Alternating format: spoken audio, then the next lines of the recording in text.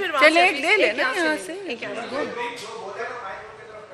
कल supreme court of Pakistan ने जो है वो फैसला दिया था, लाहौर हाई कोर्ट का फैसला जो है वो गलत करार दिया था और साथ ये भी कहा था कि जो है वो उनको ये समाप्त नहीं करनी चाहिए थी इसको ले। आज फिर जो है वो पेशावर हाई कोर्ट के अंदर उसी तरह की एक और जो है वो पिटीशन और समाप्त के लिए मुकर्रर कर दिया है। मेरे ख्याल से जी देखिए, वो पीटीआई रहा है।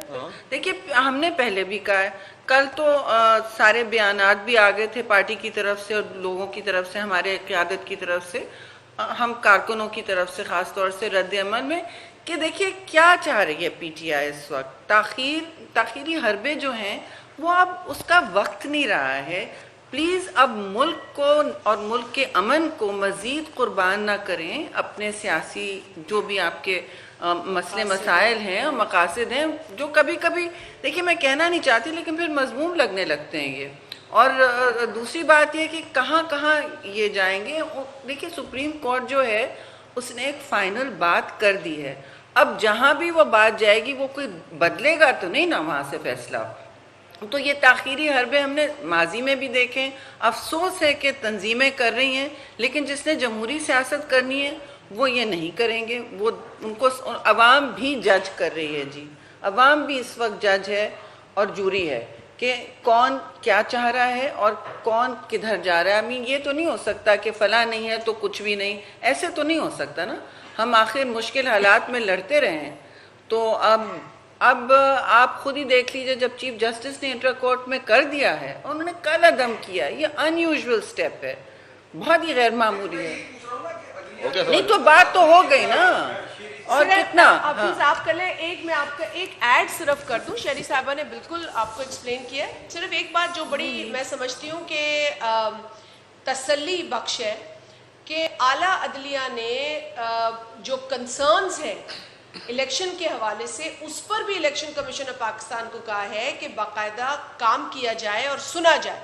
अगर इलेक्शन कमीशन ऑफ पाकिस्तान जो कि आईनी इदारा है वो लोगों की जेन्युइन कंसर्न्स को सुन के उन्हें एड्रेस करे तो किसी को अदालत से रुजू करने की ज़रूरत ही ना पड़े। क्योंकि पंजाब में मनपसंद पोस्टिंग ट्रांसफर का सिलसिला चल रहा था एक सियासी जमात की जानिब से, लिहाजा दूसरी सियासी जमात उसके खिलाफ चली गई लोअर हाई कोर्ट। अब ये फैसले जो इलेक्शन कमीशन ऑफ पाकिस्तान ने हल करने हैं वो अगर कोई और फोरम हल करता है तो हमें इसलिए तकलीफ होती है कि हम जमहूरी कारकुन हैं, हम इदारों को आईनी तौर पर जो उनका रोल है वो करते हुए देखना चाहते हैं।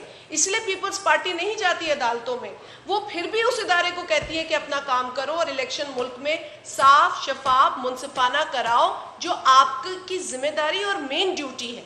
इसकी सिंपल बात है। हाफिज आप कर ले, फिर मंजर भाई एक हाफिज कर ले। सेम क्वेश्चंस अमल से बाहर रहे, मुख्तलिफ अखबार में उन्होंने कोशिशें भी, तहरीकें भी चलाई। क्या पीपल्स पार्टी समझती है कि वो अपने इस मुकाबले में या इस अमल में सियासी जदोजहद में कामयाब हुई है? इस बार एस्टेब्लिशमेंट का कोई किरदार नहीं होगा इंतखाबात में? देखिए इस वक्त पीपल्स पार्टी ने वाज़े तौर पर बार बार अपना मौक़िफ़ दिया और हमने शुरू ही इस बात से किया कि चेयरमैन बिलावल का मौक़िफ़ अब एक हकीकत बनने वाला है। वो ये है कि, और बहुत सिंपल और मासूम सा आईनी जमहूरी मुतालबा है, कोई ऐसी इतनी बड़ी बात नहीं है कि हम इलेक्शन मांगे, ये हक होता है, ये एक आईनी हक है।